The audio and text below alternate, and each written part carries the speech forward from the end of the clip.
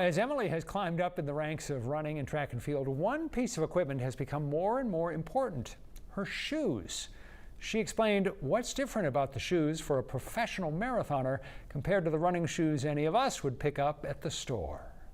These in particular are pretty, specific. Yeah, so these are the Adios Pro 3.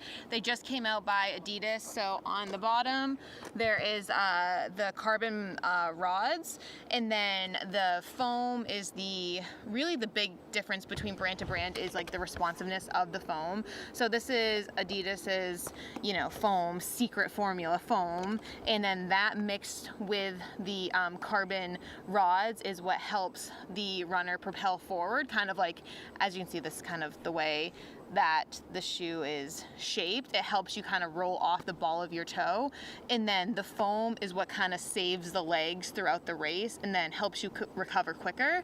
So in training, you can run, harder workouts and recover faster, and then in races, especially like the marathon, when you get to those last 6 miles, your legs just aren't as beat up as like your old traditional rubber sole.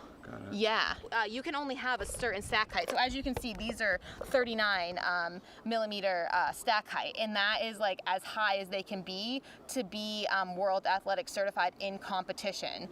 I mean, you can compare it to kind of like a Formula One engine, if that kind of makes sense. So the cars that have the best engines are gonna go the fastest. The shoes really do make a pretty big difference. Oh, for sure. You've been seeing it all over the country. So the Olympic trials to qualify for the marathon for men and women, they've lowered the time. Even just for, general standards to get into the New York Marathon, the Boston Marathon, times have been lowered. And a lot of that is because, one, people are training, I think, a little bit more smart and better, but also the shoes are helping athletes run faster, and not just high-end elite athletes. It's athletes from all over. So it doesn't matter if you're an elite or sub-elite, you want to run your fastest time.